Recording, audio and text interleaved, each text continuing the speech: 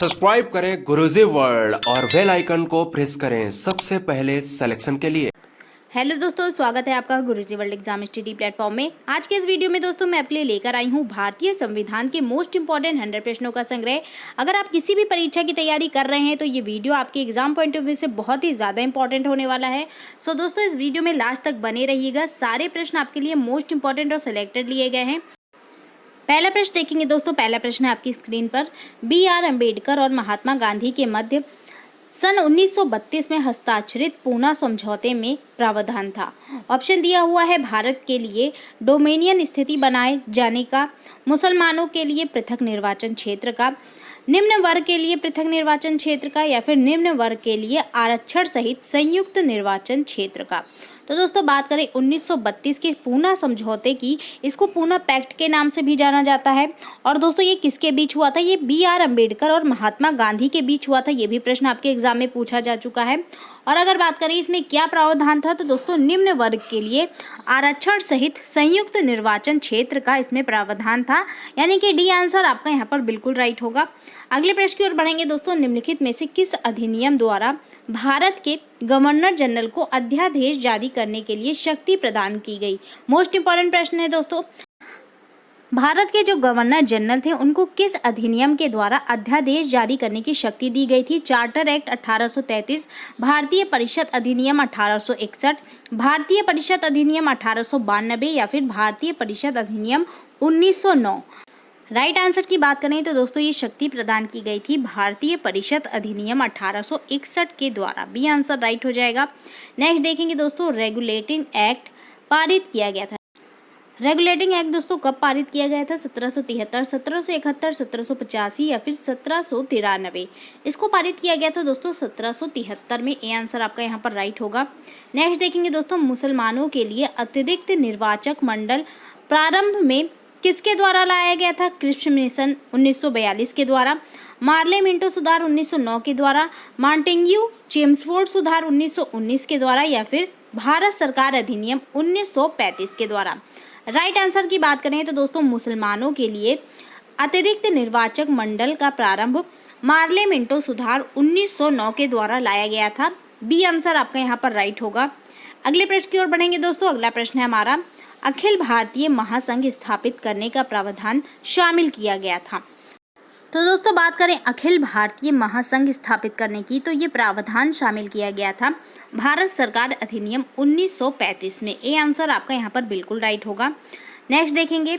भारत में सचिव का पद किसके द्वारा निर्मित किया गया था? मार्ले मिंटो सुधार 1909 के द्वारा, भारत सरकार अधिनियम 1858 के द्वारा, भारत परिषद अधिनियम 1861 के द्वारा, या फिर मॉन्टेग्यू चेम्सफोर्ड सुधार के द्वारा। दोस्तों बात करें भारत में सचिव पद किसके द्वारा निर्मित हुआ था? राइट आंसर हो जाएगा दोस्तों ये निर्मित हुआ था भारत सरकार अधिनियम 1858 के द्वारा। बी आंसर आपका यहाँ पर राइट हो जाएगा। नेक्स्ट देखेंगे दोस्तों। अगला प्रश्न है हमारा। 1924 में किसके द्वारा ब्रिटिश सरकार से यह मांग की गई थी कि भारतीय संविधान के निर्माण के लिए संविधान सभा का गठन किया जाए? मोस्ट इंपॉर्टेंट प्रश्न है दोस्तों। ऑप्शन दिया है दोस्तों M.N. राय के द्वारा, महात्मा गांधी के द्वारा, मोतीलाल नेहरू के द्वारा, या फिर गोपाल कृष्ण गोखले के द्वारा। राइट आंसर की बात करें तो दोस्तों 1924 में भारतीय संविधान के निर्माण के लिए संविधान सभा का गठन किया जाए, ये मांग की गई थी मोतीलाल नेहरू के द्वारा। सी आंसर आपका यहाँ पर राइट हो जाएगा। अगला प्रश्न देखिए दोस्तों। संविधान सभा के विचार का औपचारिक रूप से प्रतिपादन किसके द्वारा किया गया? मोतीलाल नेहरू के द्वारा, जवाहरलाल नेहरू के द्वारा, M.N. राय के द्वारा, या फिर महात्मा गांधी के द्वारा। संविधान सभा के विचार का औपचारिक रूप से प्रतिपादन दोस्तों M.N. राय के द्वारा किया गया था। सी आंसर राइट होगा यहाँ पर। नेक्स्ट देखिए। संविधान सभा को किसने मूर्त रूप प्रदान किया था? मोस्ट इंपॉर्टेंट प्रश्न है दोस्तों। मूर्त रूप किसने दिया था संविधान सभा को? महात्मा गांधी ने, मोतीलाल नेहरू ने, M.N. राय ने, या फिर जवाहरलाल नेहरू ने? ये दिया था दोस्तों जवाहरलाल नेहरू ने। डी आंसर आपका यहाँ पर राइट हो जाएगा। अगला प्रश्न है दोस्तों। 1938 में किस व्यक्ति ने वयस्क मताधिकार के आधार पर संविधान सभा के गठन की मांग की थी? मोस्ट इंपॉर्टेंट है दोस्तों। वयस्क मताधिकार के आधार पर संविधान सभा के गठन की मांग कब की गई थी? 1938 में। और ये किसके द्वारा की गई थी दोस्तों? ये जवाहरलाल नेहरू के द्वारा की गई थी। बी आंसर आपका यहाँ पर बिल्कुल सही होगा। नेक्स्ट देखिए दोस्तों। संविधान सभा के गठन की मांग सर्वप्रथम 1895 में किसके द्वारा प्रस्तुत की गई थी? तो दोस्तों सबसे पहले संविधान सभा के गठन की मांग कब हुई थी? 1895 में हुई थी। और अगर बात करेंगे किसके द्वारा की गई थी, तो दोस्तों ये बाल गंगाधर तिलक के द्वारा की गई थी। डी आंसर आपका यहाँ पर बिल्कुल सही हो जाएगा। अगले प्रश्न की ओर बढ़ेंगे दोस्तों। अगला प्रश्न है हमारा, भारत की संविधान सभा गठित करने का आधार क्या था? भारतीय राष्ट्रीय कांग्रेस का प्रस्ताव, कैबिनेट मिशन प्लान 1946, भारतीय स्वतंत्रता अधिनियम 1947 या फिर भारतीय डोमिनियन के प्रांतीय राज्य विधानमंडल के प्रस्ताव। राइट आंसर की बात करें तो दोस्तों भारत की संविधान सभा गठित करने का आधार कैबिनेट मिशन प्लान 1946 था। बी आंसर आपका यहाँ पर राइट होगा। अगले प्रश्न की ओर बढ़ेंगे दोस्तों। अगला प्रश्न है, संविधान सभा में किस प्रांत का प्रतिनिधित्व सबसे अधिक था? तो दोस्तों कौन सा प्रांत था जिसका प्रतिनिधित्व संविधान सभा में सबसे ज्यादा था? बंगाल, चेन्नई, मुंबई या फिर संयुक्त प्रांत? तो दोस्तों ये था आपका संयुक्त प्रांत। संयुक्त प्रांत यानी कि दोस्तों वर्तमान में इसको उत्तर प्रदेश के नाम से जाना जाता है। डी आंसर आपका यहाँ पर राइट हो जाएगा। अगला प्रश्न देखिए दोस्तों, संविधान सभा में किस देशी रियासत के प्रतिनिधि ने भाग नहीं लिया था?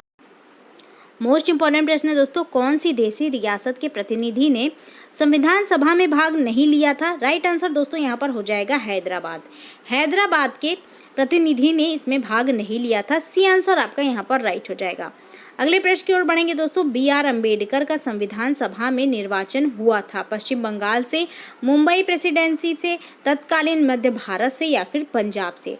तो दोस्तों बात करें बी आर अम्बेडकर की, तो इनका निर्वाचन हुआ था पश्चिम बंगाल से। ए आंसर आपका यहाँ पर राइट हो जाएगा। अगले प्रश्न की ओर बढ़ेंगे दोस्तों। संविधान सभा के उद्घाटन अधिवेशन की अध्यक्षता किसने की थी? मोस्ट इंपॉर्टेंट प्रश्न है दोस्तों।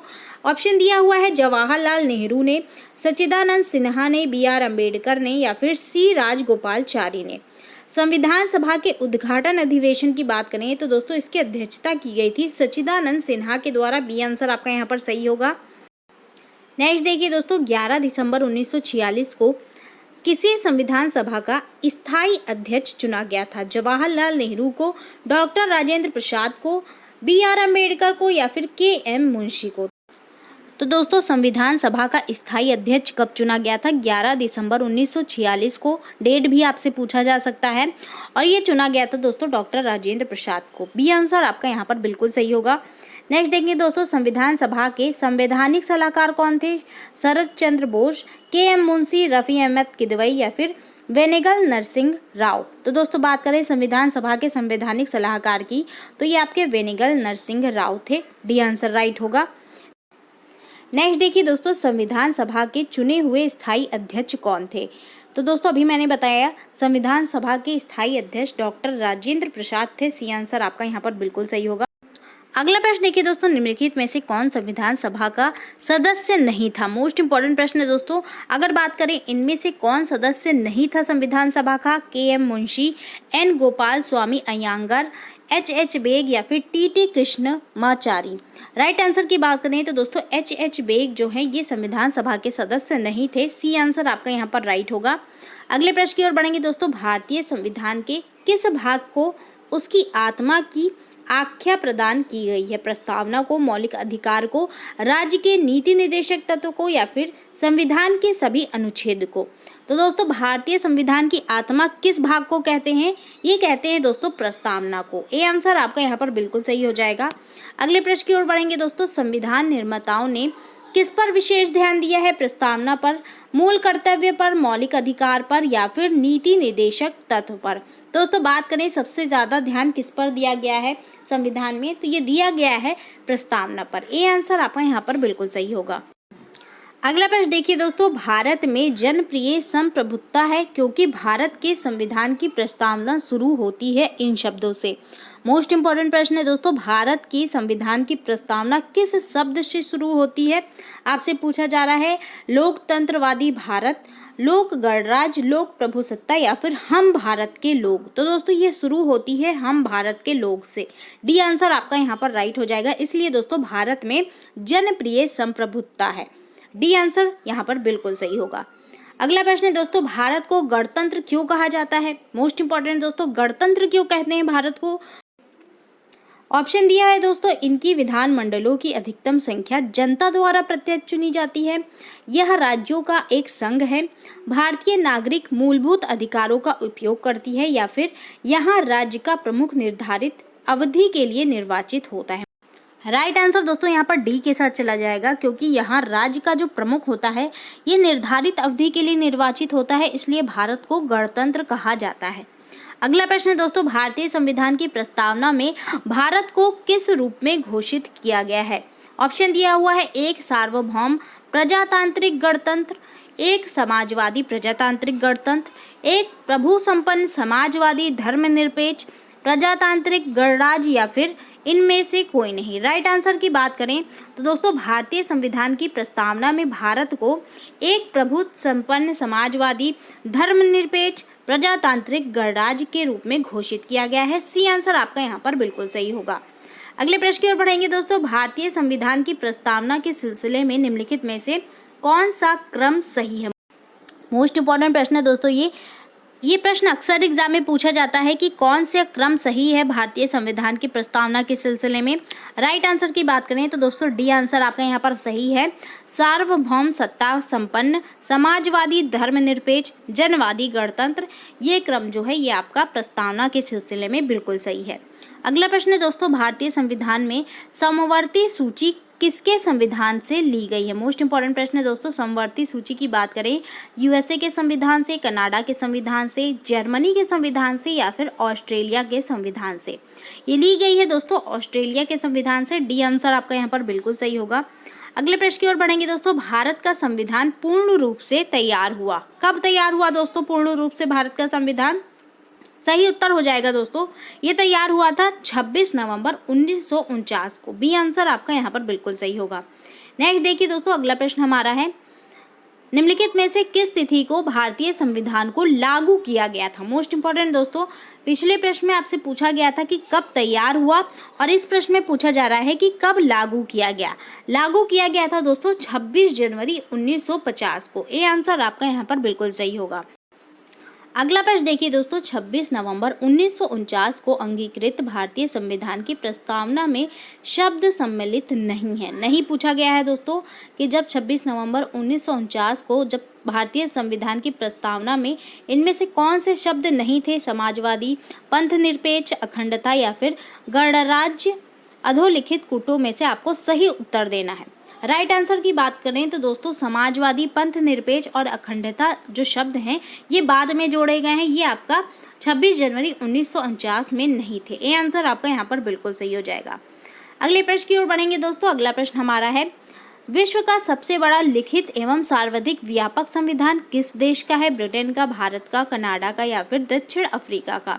सबसे बड़ा लिखित और सर्वाधिक व्यापक संविधान दोस्तों हमारे भारत देश का है। बी आंसर आपका यहाँ पर बिल्कुल सही होगा। नेक्स्ट देखेंगे दोस्तों, अगला प्रश्न है, भारत का संविधान है अत्यंत लचीला, अत्यंत कठोर, कठोर कम लचीला अधिक, या फिर कठोर अधिक लचीला कम? दोस्तों यहाँ बात करें कठोर और लचीले शब्द का क्या अर्थ है, तो कठोर का मतलब यहाँ पर हुआ कि संविधान में जो संशोधन है ये कुछ विशेष प्रक्रियाओं के द्वारा हो सकते हैं, और लचीले का अर्थ हुआ कि संविधान के कुछ भाग ऐसे हैं जिसमें संशोधन बिना किसी विशेष प्रक्रियाओं के भी कर सकते हैं। यानी कि सी आंसर आपका यहाँ पर राइट हो जाएगा दोस्तों, भारत का जो संविधान है ये कठोर कम और लचीला अधिक है। अगले प्रश्न की ओर बढ़ेंगे दोस्तों, भारतीय संविधान को कितने भागों में विभाजित किया गया है? 16, 24, 25 या फिर 22? राइट आंसर की बात करें तो दोस्तों भारतीय संविधान को 25 भागों में विभाजित किया गया है। पहले दोस्तों 22 भाग थे, लेकिन अब ये बढ़कर 25 हो गए हैं। सी आंसर आपका यहाँ पर राइट होगा।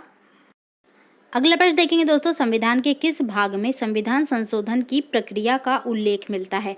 तो दोस्तों संविधान संशोधन की प्रक्रिया के उल्लेख की बात करें तो ये संविधान के भाग 20 में मिलता है। सी आंसर आपका यहाँ पर राइट हो जाएगा।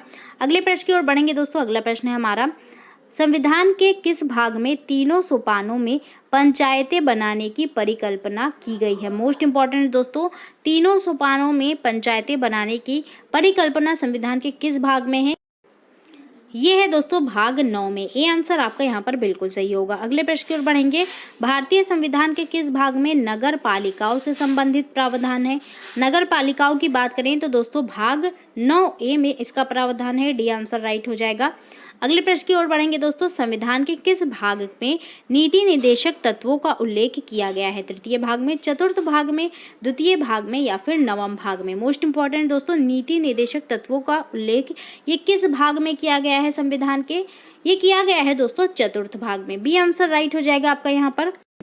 अगला प्रश्न देखेंगे दोस्तों। संविधान के किस भाग में मूल अधिकार का उल्लेख मिलता है? मोस्ट इंपॉर्टेंट दोस्तों, मूल अधिकार का उल्लेख ये किस भाग में मिलता है? ये मिलता है दोस्तों भाग 3 में। ए आंसर आपका यहाँ पर राइट हो जाएगा। अगला प्रश्न है दोस्तों। संविधान के किस भाग में नागरिकता का उल्लेख मिलता है? भाग 1, भाग 2, भाग 3 या फिर भाग 4? नागरिकता की बात करें तो दोस्तों इसका उल्लेख भाग 2 में मिलता है। बी आंसर आपका यहाँ पर बिल्कुल सही होगा। अगला प्रश्न देखिए दोस्तों, मोस्ट इंपॉर्टेंट है। संविधान सभा की प्रारूप समिति के द्वारा प्रस्तुत प्रारूप संविधान में कितनी अनुसूचियां थी? तो दोस्तों जब प्रारूप समिति ने संविधान को प्रस्तुत किया तो उसमें केवल 8 अनुसूचियां थी। बी आंसर आपका यहाँ पर राइट होगा। नेक्स्ट देखिए दोस्तों, वर्तमान में भारतीय संविधान में कुल कितनी अनुसूचियां हैं? वर्तमान की बात करें तो दोस्तों वर्तमान में कुल 12 अनुसूचियां हैं भारतीय संविधान में। सी आंसर बिल्कुल सही हो जाएगा आपका यहाँ पर। अगले प्रश्न की ओर बढ़ेंगे दोस्तों। अगला प्रश्न हमारा है 73वें संविधान संशोधन अधिनियम के द्वारा भारतीय संविधान में कौन सी अनुसूची जोड़ी गई? मोस्ट इंपॉर्टेंट दोस्तों, 73वें संविधान संशोधन अधिनियम की बात करें तो दोस्तों इसके द्वारा 11वीं अनुसूची जोड़ी गई थी भारतीय संविधान में। सी आंसर आपका यहाँ पर राइट होगा। नेक्स्ट देखें दोस्तों, 74वें संविधान संशोधन अधिनियम के द्वारा भारतीय संविधान में कौन सी अनुसूची जोड़ी गई? तो बात करें 74वें संविधान संशोधन अधिनियम की, इसके द्वारा दोस्तों 12वीं अनुसूची जोड़ी गई थी। डी आंसर राइट होगा।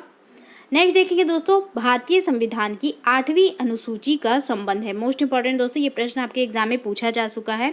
8वीं अनुसूची का संबंध भारतीय संविधान में किससे है? राज्यसभा के सीटों के आवंटन के साथ, संघ राज्य और समवर्ती सूची के साथ, भाषाओं के साथ या फिर दल बदल के आधार पर अयोग्य घोषित करने के साथ? राइट आंसर की बात करें तो दोस्तों 8वीं अनुसूची का संबंध भाषाओं से है। सी आंसर आपका यहाँ पर बिल्कुल सही होगा। अगले प्रश्न की ओर बढ़ेंगे। दल बदल के आधार पर निर्वाचित सदस्यों की अयोग्यता संबंधी विवरण संविधान की किस अनुसूची में दिया गया है? तो दोस्तों दल बदल की बात करें तो इससे रिलेटेड विवरण दिया गया है 10वीं अनुसूची में। सी आंसर आपका यहाँ पर बिल्कुल सही हो जाएगा। अगले प्रश्न की ओर बढ़ेंगे। भारतीय संविधान का कौन सा अनुच्छेद राष्ट्रपति पद के लिए पुनः निर्वाचन की योग्यताएं निर्धारित करता है? मोस्ट इंपॉर्टेंट प्रश्न है दोस्तों, राष्ट्रपति पद के लिए पुनः निर्वाचन की योग्यताएं ये किसके द्वारा निर्धारित होती है? अनुच्छेद 52, अनुच्छेद 54, अनुच्छेद 55 या फिर अनुच्छेद 57? राइट आंसर की बात करें तो दोस्तों ये निर्धारित होती हैं अनुच्छेद 57 के द्वारा। डी आंसर आपका यहाँ पर बिल्कुल सही हो जाएगा। नेक्स्ट देखेंगे, निम्नलिखित में से किन अनुच्छेदों द्वारा भारतीय संविधान नागरिकों को मूल अधिकार निश्चितता प्रदान करता है? तो मूल अधिकार दोस्तों ये किस अनुच्छेद के द्वारा प्रदान किए जाते हैं? ये प्रश्न आपके एग्जाम में पूछा जा चुका है। अनुच्छेद 12 से 35 तक के द्वारा, अनुच्छेद 12 से 30 तक के द्वारा, अनुच्छेद 15 से 35 तक के द्वारा या फिर अनुच्छेद 14 से 32 तक के द्वारा? तो दोस्तों बात करें भारतीय संविधान में नागरिकों के लिए मूल अधिकार का प्रावधान किस अनुच्छेद में है? राइट आंसर यहाँ पर ए के साथ जाएगा दोस्तों। अनुच्छेद 12 से 35 तक के द्वारा इसको प्रदान किया जाता है। ए आंसर आपका यहाँ पर राइट होगा। नेक्स्ट देखिए, अगला प्रश्न हमारा है नौकरियों तथा शैक्षणिक संस्थानों में समाज के कमजोर वर्ग के लिए आरक्षण उपलब्ध कराने के लिए केंद्र सरकार को संविधान का कौन सा अनुच्छेद अधिकार प्रदान करता है? मोस्ट इंपॉर्टेंट प्रश्न दोस्तों, ये नौकरियों तथा शैक्षणिक संस्थानों में समाज के कमजोर वर्ग को आरक्षण किसके द्वारा प्रदान किया जाता है? किस अनुच्छेद के द्वारा? ये किया जाता है दोस्तों अनुच्छेद 16 के द्वारा। ये प्रश्न दोस्तों आपके एग्जाम में पूछा जा चुका है। अगला प्रश्न है भारत के संविधान का निम्न में से कौन सा अनुच्छेद अस्पृश्यता का उन्मूलन करता है तथा किसी भी रूप से इसके आचरण का निषेध करता है? तो दोस्तों बात करें अस्पृश्यता के उन्मूलन का प्रावधान किस अनुच्छेद में है? ये है दोस्तों अनुच्छेद 17 में। सी आंसर आपका यहाँ पर बिल्कुल सही होगा। अगला प्रश्न देखिए दोस्तों, भारतीय संविधान के किस अनुच्छेद के अंतर्गत भाषण एवं अभिव्यक्ति की स्वतंत्रता के अधिकार की गारंटी दी गई है? मोस्ट इंपॉर्टेंट दोस्तों, भाषण एवं अभिव्यक्ति की स्वतंत्रता की गारंटी ये किस अनुच्छेद के द्वारा दी गई है? ये दी गई है दोस्तों अनुच्छेद 19 के द्वारा। ए आंसर आपका यहाँ पर बिल्कुल सही होगा। अगले प्रश्न की ओर बढ़ेंगे। भारतीय संविधान के किस अनुच्छेद में प्रेस की स्वतंत्रता दी गई है? मोस्ट इंपॉर्टेंट प्रश्न है दोस्तों, ये भी प्रश्न आपके एग्जाम में पूछा जा चुका है। प्रेस की स्वतंत्रता की बात करें तो दोस्तों इसका प्रावधान संविधान के अनुच्छेद 19(1) में दिया गया है। डी आंसर आपका यहाँ पर राइट होगा। अगला प्रश्न देखेंगे, मौलिक अधिकार के अंतर्गत कौन सा अनुच्छेद बच्चों के शोषण से संबंधित है। मौलिक अधिकार के अंतर्गत इनमें से कौन सा अनुच्छेद बच्चों के शोषण से संबंधित है। अनुच्छेद 17, अनुच्छेद 19, अनुच्छेद 23 या फिर अनुच्छेद 24। राइट आंसर की बात करें तो दोस्तों अनुच्छेद 24 जो है ये मौलिक अधिकार के अंतर्गत आता है और ये बच्चों के शोषण से रिलेटेड है। अगला प्रश्न है दोस्तों, भारतीय संविधान के किस अनुच्छेद में अल्पसंख्यकों के हितों के संरक्षण की व्यवस्था है। मोस्ट इंपॉर्टेंट दोस्तों, अल्पसंख्यकों के हितों की व्यवस्था ये दी गई है अनुच्छेद 29 में। बी आंसर आपका यहाँ पर बिल्कुल सही होगा। नेक्स्ट देखेंगे, कौन से अनुच्छेद के अंतर्गत भारत का सर्वोच्च न्यायालय नागरिकों के मौलिक अधिकारों की रक्षा करता है। इनमें से कौन सा अनुच्छेद ऐसा है जिसके अंतर्गत सर्वोच्च न्यायालय नागरिकों के मौलिक अधिकारों की रक्षा करता है। राइट आंसर हो जाएगा दोस्तों अनुच्छेद 32। अनुच्छेद 32 में ये प्रावधान है कि सर्वोच्च न्यायालय जो है ये नागरिकों के मौलिक अधिकार की रक्षा करेगा। अगले प्रश्न की ओर बढ़ेंगे, भारतीय संविधान के किन अनुच्छेदों में राज्य के नीति निदेशक तत्वों का उल्लेख है। काफी महत्वपूर्ण प्रश्न है दोस्तों। राज्य के नीति निदेशक तत्वों की बात करें तो दोस्तों इसका प्रावधान अनुच्छेद 36 से 51 तक है। सी आंसर आपका यहाँ पर राइट हो जाएगा। नेक्स्ट देखेंगे, भारतीय संविधान के अंतर्गत कल्याणकारी राज्य की अवधारणा निम्नलिखित में से किस अनुच्छेद में वर्णित है। कल्याणकारी राज्य की बात करें तो दोस्तों इसकी अवधारणा अनुच्छेद 39 में दी गई है। बी आंसर आपका यहाँ पर राइट हो जाएगा। नेक्स्ट देखेंगे, भारतीय संविधान का कौन सा अनुच्छेद राज्य सरकारों को ग्राम पंचायत के गठन का निर्देश देता है। मोस्ट इंपॉर्टेंट प्रश्न है दोस्तों, ग्राम पंचायत के गठन का निर्देश ये किस अनुच्छेद में दिया गया है। अनुच्छेद 51, अनुच्छेद 32, अनुच्छेद 37 या फिर अनुच्छेद 40। ये दिया गया है दोस्तों अनुच्छेद 40 में। डी आंसर आपका यहाँ पर बिल्कुल सही होगा। अगला प्रश्न देखिए दोस्तों, अगला प्रश्न है 42वें संशोधन द्वारा संविधान के किस अनुच्छेद में मौलिक कर्तव्यों को जोड़ा गया। मोस्ट इंपॉर्टेंट प्रश्न है दोस्तों, मौलिक कर्तव्यों को भारतीय संविधान में 42वें संविधान संशोधन अधिनियम के द्वारा जोड़ा गया था। और अगर बात करें ये किस अनुच्छेद में जोड़ा गया है तो दोस्तों अनुच्छेद 51A में इसको जोड़ा गया है। बी आंसर आपका यहाँ पर राइट हो जाएगा। अगले प्रश्न की ओर बढ़ेंगे दोस्तों। अगला प्रश्न है हमारा, संघ की कार्यपालिका शक्ति राष्ट्रपति में निहित होगी जिनका प्रयोग वह स्वयं या फिर अपने अधिकारियों के द्वारा करेगा। तो दोस्तों बात करें संघ की कार्यपालिका की शक्ति राष्ट्रपति में निहित होगी, ये प्रावधान किस अनुच्छेद में है। राइट आंसर की बात करें तो दोस्तों ये प्रावधान जो है ये अनुच्छेद 53 में है। सी आंसर आपका यहाँ पर राइट हो जाएगा। अगला प्रश्न देखेंगे दोस्तों, भारत के संविधान के किस अनुच्छेद के अंतर्गत भारत के राष्ट्रपति पर महाभियोग चलाया जा सकता है। मोस्ट इंपॉर्टेंट दोस्तों, भारत के राष्ट्रपति पर महाभियोग किस अनुच्छेद के अंतर्गत चलाया जा सकता है। राइट आंसर होगा दोस्तों यहाँ पर अनुच्छेद 61 के द्वारा। ये आंसर आपका यहाँ पर बिल्कुल सही हो जाएगा। अगले प्रश्न की ओर बढ़ेंगे, संविधान के किस अनुच्छेद में उपराष्ट्रपति पद का प्रावधान किया गया है। तो दोस्तों बात करें उपराष्ट्रपति पद की तो इसका उल्लेख जो है ये संविधान के अनुच्छेद 63 में है। सी आंसर आपका यहाँ पर बिल्कुल सही होगा।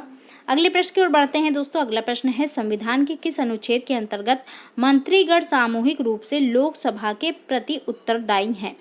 दोस्तों मंत्रीगण सामूहिक रूप से लोकसभा के प्रति उत्तरदायी है, इसका उल्लेख किस संविधान के अनुच्छेद में है। राइट आंसर जाएगा दोस्तों यहाँ पर अनुच्छेद 75 के साथ। सी आंसर आपका यहाँ पर बिल्कुल सही हो जाएगा। अगला प्रश्न देखेंगे दोस्तों। अगला प्रश्न है हमारा, भारत के महान्यायवादी की नियुक्ति से संबंधित अनुच्छेद कौन सा है। मोस्ट इंपॉर्टेंट प्रश्न है दोस्तों। अगर बात करें भारत के महान्यायवादी की नियुक्ति किस संविधान के अनुच्छेद के अंतर्गत होती है तो दोस्तों अनुच्छेद 76 में इसका प्रावधान है। सी आंसर राइट होगा आपका यहाँ पर। अगला प्रश्न देखेंगे दोस्तों, मोस्ट इंपॉर्टेंट है, कौन सा अनुच्छेद संसद के 2 अधिवेशनों के बीच 6 माह के अंतराल की अनिवार्यता का उल्लेख करता है। तो दोस्तों संसद के 2 अधिवेशनों के बीच कितने माह का अंतराल होना चाहिए, 6 माह का अंतराल होना चाहिए और ये उल्लेख करता है अनुच्छेद 85। डी आंसर आपका यहाँ पर बिल्कुल सही होगा। अगला देखेंगे दोस्तों, राष्ट्रपति संविधान के किस अनुच्छेद के अंतर्गत लोकसभा को भंग कर सकता है। मोस्ट इंपॉर्टेंट दोस्तों, लोकसभा को कौन भंग कर सकता है, राष्ट्रपति कर सकता है और इसका उल्लेख दिया गया है संविधान के अनुच्छेद 85 में। ए आंसर आपका यहाँ पर बिल्कुल सही होगा।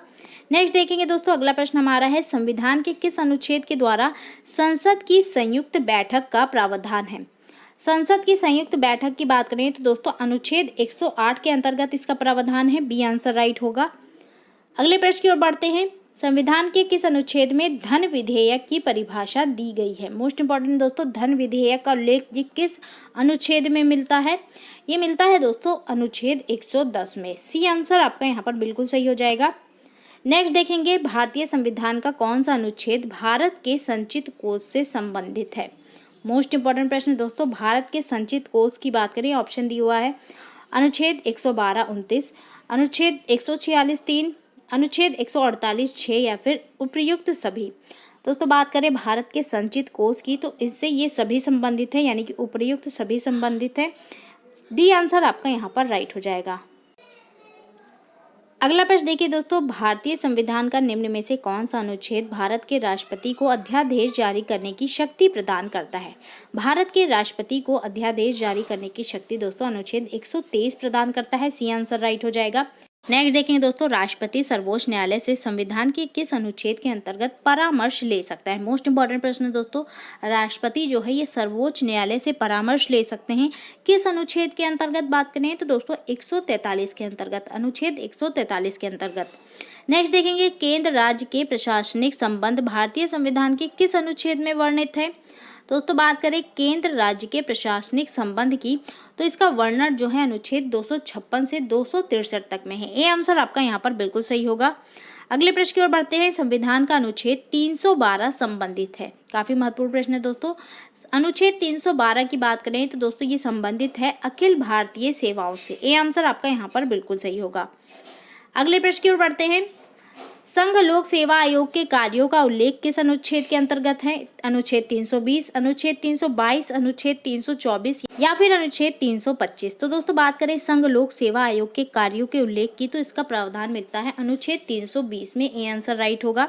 नेक्स्ट देखेंगे दोस्तों, अगला प्रश्न हमारा है, संविधान के किस अनुच्छेद के अंतर्गत हिंदी को राजभाषा का दर्जा प्रदान किया गया है? मोस्ट इंपॉर्टेंट दोस्तों, हिंदी भाषा को कौन सी भाषा का दर्जा मिला है? राजभाषा का दर्जा मिला है और ये मिला है दोस्तों अनुच्छेद 343(1) के द्वारा। ए आंसर आपका यहाँ पर बिल्कुल सही होगा। अगले प्रश्न की ओर बढ़ेंगे दोस्तों। अगला प्रश्न हमारा है, भारतीय संविधान के किस अनुच्छेद में निर्वाचन आयोग के लिए प्रावधान है? निर्वाचन आयोग की बात करें तो दोस्तों अनुच्छेद 324 में इसका प्रावधान है। सी आंसर राइट हो जाएगा।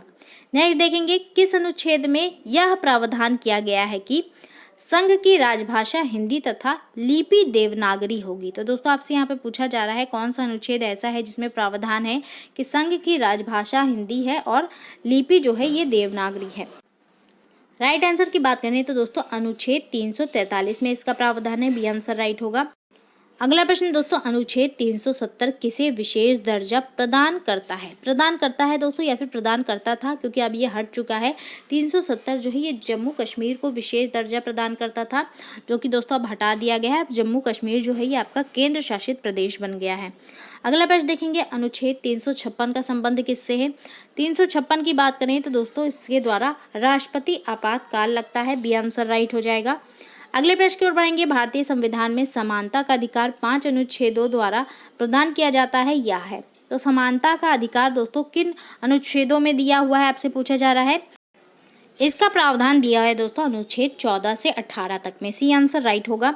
नेक्स्ट देखेंगे दोस्तों, सूची 1 को सूची 2 से आपको सुमेलित करना है। एक सूची में दोस्तों आपको संस्थान के नाम दिए हुए हैं और दूसरी सूची में अनुच्छेदों के नाम दिए हुए हैं। अगर बात करें भारत का नियंत्रक एवं महालेखा परीक्षक का प्रावधान किस अनुच्छेद में है? दोस्तों ये प्रावधान जो है ये अनुच्छेद 148 में है, यानी कि दोस्तों ए का 3 से मैचिंग हो जाएगा। वित्त आयोग की बात करें तो दोस्तों इसका प्रावधान जो है ये अनुच्छेद 280 में दिया हुआ है।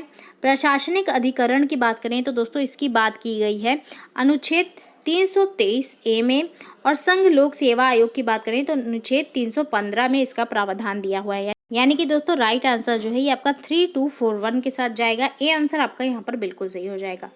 अगला प्रश्न देखेंगे, भारतीय संविधान के किस अनुच्छेद के अंतर्गत भारत सरकार का दायित्व है कि वह बाह्य आक्रमण एवं आंतरिक अशांति से राज्यों की रक्षा करे?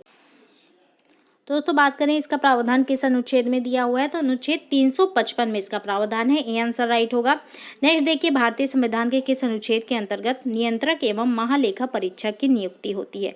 दोस्तों बात करें नियंत्रक एवं महालेखा परीक्षक की नियुक्ति की तो अनुच्छेद 148 के अंतर्गत इसकी नियुक्ति होती है। सी आंसर राइट होगा। नेक्स्ट देखिए दोस्तों, अगला प्रश्न हमारा है, भारत के प्रत्येक नागरिक का कर्तव्य होगा प्राकृतिक पर्यावरण का संरक्षण एवं सुधार। यह कथन भारतीय संविधान के किस अनुच्छेद से संबंधित है? मोस्ट इंपॉर्टेंट दोस्तों, अगर बात करें इस कथन की तो अनुच्छेद 48A में इसका प्रावधान दिया हुआ है दोस्तों। ए आंसर आपका यहाँ पर बिल्कुल सही हो जाएगा। नेक्स्ट देखेंगे दोस्तों, निम्न में से भारतीय संविधान के किस अनुच्छेद का उपयोग अभी तक नहीं किया गया है? तो दोस्तों बात करें भारतीय संविधान के अंतर्गत किस अनुच्छेद का अभी तक उपयोग नहीं हुआ है, तो अनुच्छेद 360 का अभी तक उपयोग नहीं किया गया है दोस्तों। इसके अंतर्गत वित्तीय आपातकाल का प्रावधान है। अगला प्रश्न देखेंगे, भारतीय संविधान के किस अनुच्छेद में अनुसूचित जातियों और अनुसूचित जनजातियों के लिए आरक्षण का प्रावधान किया गया है? दोस्तों बात करें अनुसूचित जातियों और अनुसूचित जनजातियों के लिए आरक्षण की, तो इसका प्रावधान किया गया है अनुच्छेद 335 में। डी आंसर राइट होगा। नेक्स्ट देखेंगे, आंध्र प्रदेश एक भाषाई राज्य के रूप में गठित किया गया था। तो दोस्तों आपको बता दें, आंध्र प्रदेश जो है ये भाषा के आधार पर गठित होने वाला पहला राज्य था और 1953 में इसका गठन हुआ था। बी आंसर राइट हो जाएगा। नेक्स्ट देखेंगे, मूल संविधान में राज्यों को 4 अलग अलग प्रवर्गों को समाप्त करने के लिए किसकी अध्यक्षता में राज्य पुनर्गठन आयोग का गठन किया गया था? राज्य पुनर्गठन आयोग की बात करें तो दोस्तों इसका गठन किया गया था फजल अली की अध्यक्षता में। ए आंसर राइट होगा। नेक्स्ट देखेंगे, राज्य पुनर्गठन आयोग का गठन किस वर्ष किया गया था? दोस्तों ये किया गया था वर्ष 1953 में। डी आंसर आपका यहाँ पर बिल्कुल सही होगा। अगले प्रश्न की ओर बढ़ेंगे दोस्तों, निम्नलिखित में से कौन सा एक संघ शासित प्रदेश नहीं है? संघ शासित प्रदेश की बात करें, वर्तमान में दोस्तों 8 संघ शासित प्रदेश हैं भारत में। अगर बात करें इनमें से कौन सा नहीं है, तो दोस्तों नागालैंड नहीं है। नागालैंड जो है एक राज्य है भारत का। नेक्स्ट देखेंगे दोस्तों, अगला प्रश्न हमारा है, कराईकल माहे यनाम सहित पुडुचेरी की फ्रांसीसी बस्ती को फ्रांसीसी सरकार ने किस वर्ष भारत को अध्यर्पित किया था? मोस्ट इंपॉर्टेंट प्रश्न है दोस्तों। अगर बात करें ये सब किसकी बस्ती थी दोस्तों? कराईकल माहे यनाम पुडुचेरी, ये किसकी बस्ती थी? फ्रांसीसी बस्ती थी। और दोस्तों इसको भारत को अध्यर्पित किया गया था वर्ष 1954 में। बी आंसर आपका यहाँ पर बिल्कुल सही होगा। नेक्स्ट देखेंगे दोस्तों, पुडुचेरी को किस वर्ष भारतीय संघ में सम्मिलित किया गया? मोस्ट इंपॉर्टेंट दोस्तों, पुडुचेरी की बात करें तो दोस्तों इसको वर्ष 1962 में भारतीय संघ में शामिल किया गया था। सी आंसर आपका यहाँ पर राइट हो जाएगा। अगला प्रश्न देखिए दोस्तों, किस वर्ष गोवा सहित अन्य पुर्तगाली बस्तियों को भारतीय संघ का राज्य क्षेत्र बनाया गया था? तो दोस्तों गोवा को और अन्य पुर्तगाली बस्तियों को भारत संघ का राज्य कब बनाया गया था? ये बनाया गया था 1961 में। बी आंसर राइट होगा। नेक्स्ट देखेंगे, सिक्किम को किस वर्ष भारतीय संघ में संयुक्त राज्य के रूप में शामिल किया गया था? तो सिक्किम की बात करें तो दोस्तों सिक्किम को संयुक्त राज्य का दर्जा मिला था 1974 में। सी आंसर आपका यहाँ पर राइट होगा। अगला प्रश्न देखिए दोस्तों, संविधान के 56वें, 55वें, 53वें और 36वें संशोधन द्वारा क्रमशः क्या हुआ? दोस्तों अगर बात करें इन संशोधनों की तो इनके द्वारा गोवा, अरुणाचल प्रदेश, मिजोरम और सिक्किम को राज्य का दर्जा प्रदान किया गया था। सी आंसर यहाँ पर राइट हो जाएगा। अगला प्रश्न है, भारतीय संघ में सम्मिलित किया गया 29वां राज्य है। 29वां राज्य की बात करें तो दोस्तों भारतीय संघ में शामिल किया गया 29वां राज्य आपका तेलंगाना है। डी आंसर राइट होगा। अगला प्रश्न देखिए दोस्तों, भारत में एक नया राज्य सृजित करने के लिए विधेयक को पारित होना अनिवार्य है। किसके द्वारा दोस्तों विधेयक को पारित होना अनिवार्य है? सही उत्तर की बात करें तो दोस्तों संसद में साधारण बहुमत द्वारा विधेयक को पारित होना अनिवार्य है। बी आंसर राइट हो जाएगा। नेक्स्ट देखिए दोस्तों, अगला प्रश्न हमारा है, भारत की नागरिकता निम्नलिखित में से किस प्रकार प्राप्त की जा सकती है? मोस्ट इंपॉर्टेंट प्रश्न दोस्तों, बात करें भारत की नागरिकता की जन्म से, वंशानुक्रम से, देशीयकरण से या फिर उपरयुक्त सभी से? तो दोस्तों इन सभी से भारत की नागरिकता को प्राप्त कर सकते हैं। डी आंसर आपका यहाँ पर राइट हो जाएगा। नेक्स्ट देखेंगे दोस्तों, कितने वर्षों तक लगातार बाहर रहने पर नागरिकता समाप्त हो जाती है? दोस्तों बात करें नागरिकता समाप्त कब होती है, कितने वर्षों तक लगातार बाहर रहने पर? तो दोस्तों लगातार 7 वर्षों तक बाहर रहने पर नागरिकता जो है ये आपकी समाप्त हो जाती है। सी आंसर राइट होगा। ये थे दोस्तों आज के कुछ महत्वपूर्ण प्रश्न संविधान से रिलेटेड। आई होप आपको पसंद आए होंगे। इसको ज़्यादा से ज़्यादा लाइक करें, शेयर करें, हमारे चैनल को सब्सक्राइब करें। धन्यवाद।